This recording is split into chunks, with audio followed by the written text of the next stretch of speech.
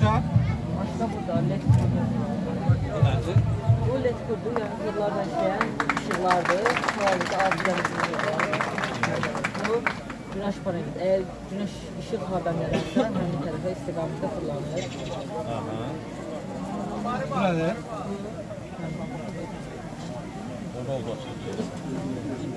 Bizim sistem mərkəzi fəaliyyətini gücləndirəcək. Artıq dronlarla danışdıq, resmi sistem mərkəzinə. Biz hədəfləyik ki, inşallah növbəti illərdə şeylər yığını robotlarla, yəni şey tərtib edəcək. Nə qədər adamı işsiz qoyacaqsınız? Yox, bura biz satış edəcəyik. Çox sağ ol, buyurun.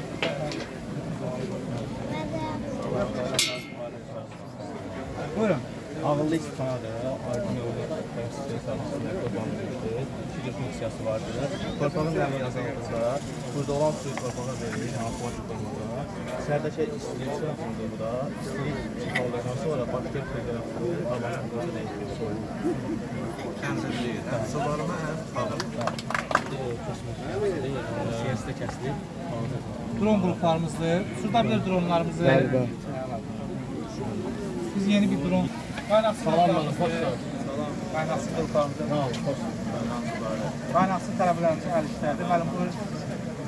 Bu 4 nəfərdən ibarət masadır. Yəni yer tutmamaq üçün istədiyin vaxt kullanılır masa. Bağ evləri üçün yerlərdə açılıb bağlanan masa açıq olur. Həm masa olur, həm də oturacaq. Orada da yeriyə bilən manqalımızdır. Yəni hərəkət edə bilən manqal. Təkərli mi? Hərəkət edə bilən manqal. Sən başlayın, CNC kazanımlarda telefon işləməsidir. Hal-hazırda xidmətçilər orada görürük. Öz heyvanlarını südün məhsullarını